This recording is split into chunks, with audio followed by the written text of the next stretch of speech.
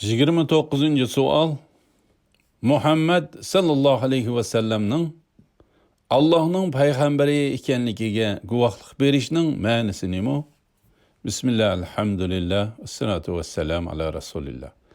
Esselamu aleykum ve rahmetullahi ve berekatuhu. Tövende dehtanlarga İmam Hafiz el-Hakemi rahimahullah'nın İslam aqidasi haqida savol-javoblar kitobidan İslam asoslari babida 29. sual. Muhammed sallallahu aleyhi ve sellem'nin Allah'ın peygamberi ekenligiga guvohlik berishning ma'nosi nima degan savolning javobini o'qiymiz inshaalloh. Ba'da billahi minashshaytonirrojim. Muhammed aleyhissalatu vesselam'ning Allah'ın peygamberi ekenligiga guvohlik berishning ma'nosi nima? Javob: Muhammed aleyhissalatu vesselam'ning Allah'ın peygamberi ekenligiga guvohlik berishning ma'nosi Peygamber sallallahu aleyhi ve sellem'nin Allah'ın bendisi, barlıq insan ve cinlarga evetken peygamberi ekenligini tili bilen tasdiqlash bilen birge chin dilidan jazmlashtirish deganlik bo'ladi. Allah subhanahu ve taala bu vaqtda mundaq deydi. أعوذ بالله من الشيطان الرجيم يا أيها النبي إنا أرسلناك شاهدا ومبشرا ونذيرا وداعيا إلى الله بإذنه وسراجا منيرا.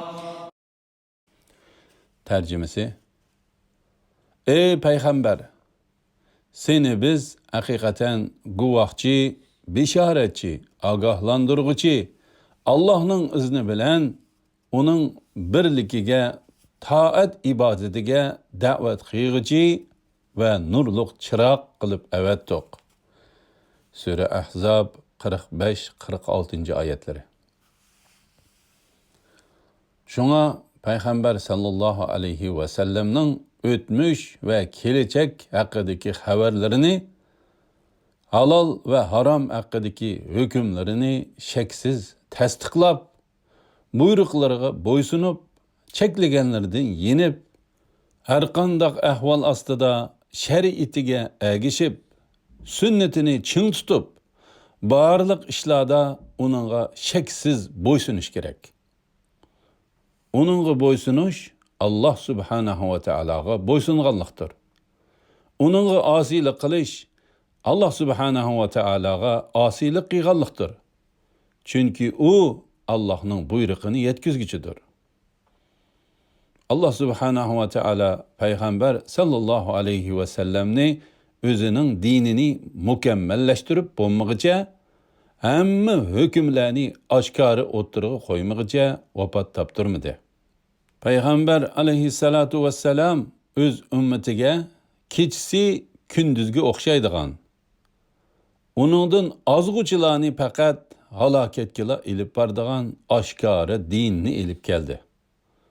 Bu haqda Allah halisa kelidigan bablarda tefsili toxtulimiz. Elhamdülillah, yuqorida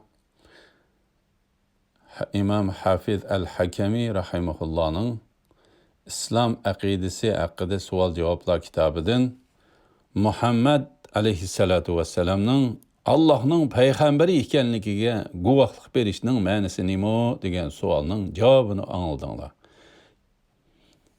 Oxirini kelar qitimliq o'qishimiz davomlashtiramiz inshaalloh. Ve sallallahu ala Muhammed ve ala alihi ve sahbihi ecma'in. Esselamu aleykum ve rahmetullahi ve berekatuhu.